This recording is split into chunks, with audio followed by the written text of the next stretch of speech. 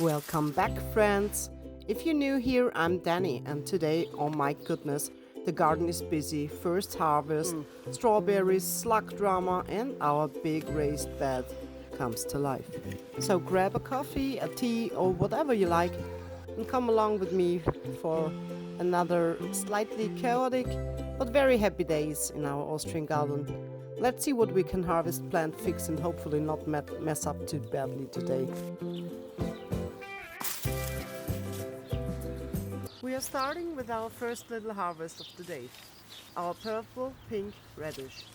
I mean, look at this color, isn't it beautiful? I was honestly so excited because sometimes you pull something out of the soil and you never really know what you're going to get. But they turned out absolutely amazing.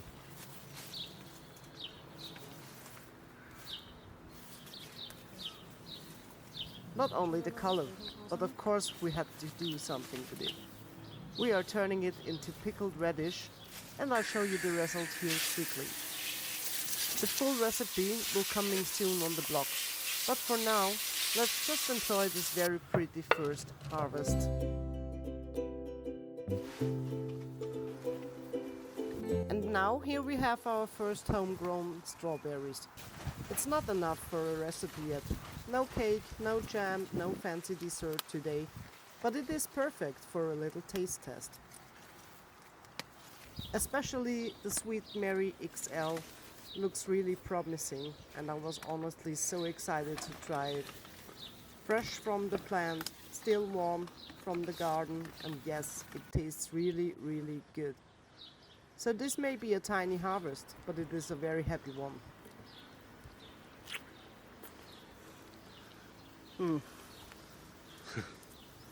Wer ist er da? Can you see the snail damage on the radish leaves? The radish itself is fine, but luckily. But the snails were definitely here first. At the moment, we haven't decided yet what to do about it. Now let's take a quick look at the old wooden raised beds that we took over and planted in the last episode. Some things are actually doing quite well here. We have red cabbage, kohlrabi, Chinese cabbage, different salads, and a few other little plants growing in between. So overall this bed is slowly starting to look like a real vegetable bed again, which makes me very happy. But of course not everything worked out perfectly, because well, that would be too easy, right? The pak choi started flowering shortly after we planted it, and once it starts to bolt like that, it's not really useful for harvesting anymore. So we decided to remove it and make space for something else. That is just part of gardening. Sometimes things grow beautifully, sometimes they do something completely different than planned. But we are learning as we go. Next we are expanding our little vegetable field. Because apparently we looked at the garden and thought, yes, we definitely need even more work. But honestly, it is really exciting to see this area grow step by step. A few weeks ago, this still was a rough garden space, and now it is slowly turning into a real vegetable patch. So here we are preparing more space, loosening the soil a bit, and getting everything ready for the next plants. It still looks a little wild and unfinished, but that is completely okay.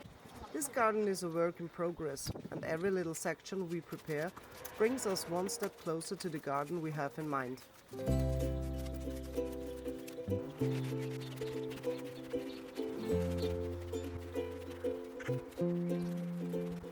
Now that the vegetable field is a little bigger, we can finally start planting again. But first we are taking care of the potatoes that we planted last time. They are already in the ground, so today we are hilling them up a bit. I will link the video above in case you want to see when we planted the first potatoes. We already have several different potato varieties in this bed, but today we are adding one more. Dita is called. And this is actually a very typical I don't want to throw it away garden moment. These were old organic potatoes from home, and they had already started sprouting. So instead of putting them in the bin, I thought, why not give them a chance in the garden? So we made space for about 1.5 more rows and planted them as well. Maybe it works, maybe it doesn't. But honestly, I love trying things like this. After the potatoes, we planted our little onion seedlings that we had grown ourselves. They still look quite tiny, but hopefully they will settle in well and grow stronger in the next week. We will see. And then we also added 1 row of sweet corn. I'm really curious to see how the corn will grow here, because it is one of those plants that always makes a vegetable garden looks extra exciting. And of course, after all that planting, we mulched everything really well with hay and some grass cuttings from the meadow. This helps to protect the soil, keep more moisture in it, and hopefully gives the young plants a better start. So yes, the vegetable field is definitely getting fuller now. And I also planted some lavender. It's good for the bees to have flowers in the garden, and so therefore also for our crops.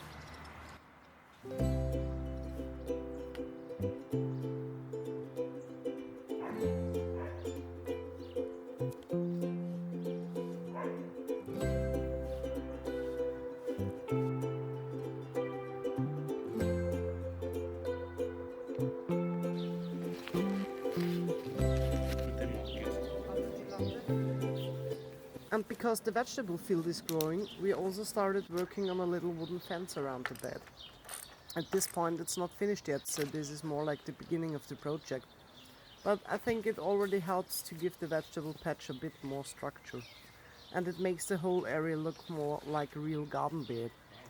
We still have to finish and mount everything properly, but step by step this corner is coming together. And honestly, every little piece of wood makes it look a tiny bit more charming. But you will see in the next episodes how we move forward with this project.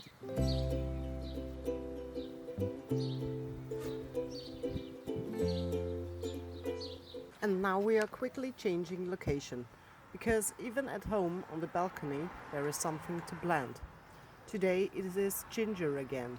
And yes, growing ginger on the balcony in Austria might sound a little bit unusual, but we actually tried it before and it worked beautifully. This ginger already had started to sprout, and instead of using all of it in the kitchen, we are giving it in a pot, some soil and hopefully a good start. We place it into the soil with the shoots facing upwards, cover it gently, press everything down a little bit and then give it some water.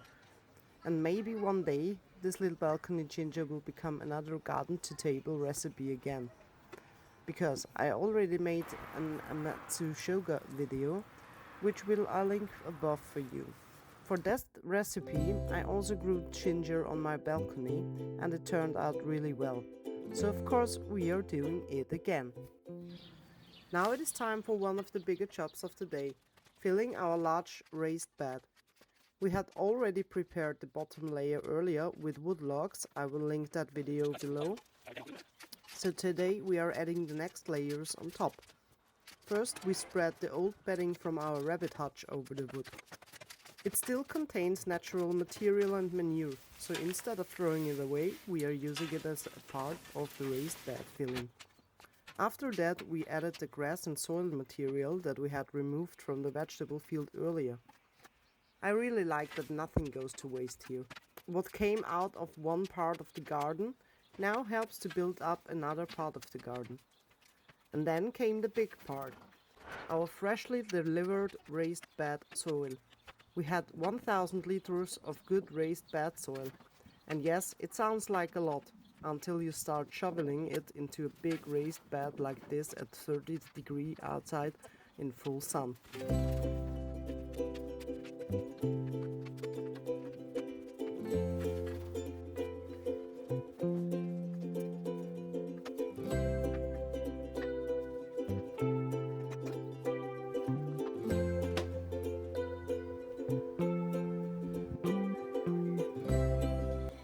So this was definitely a workout, but also such a satisfying step. The bed finally started to look all ready for planting, and that was really exciting.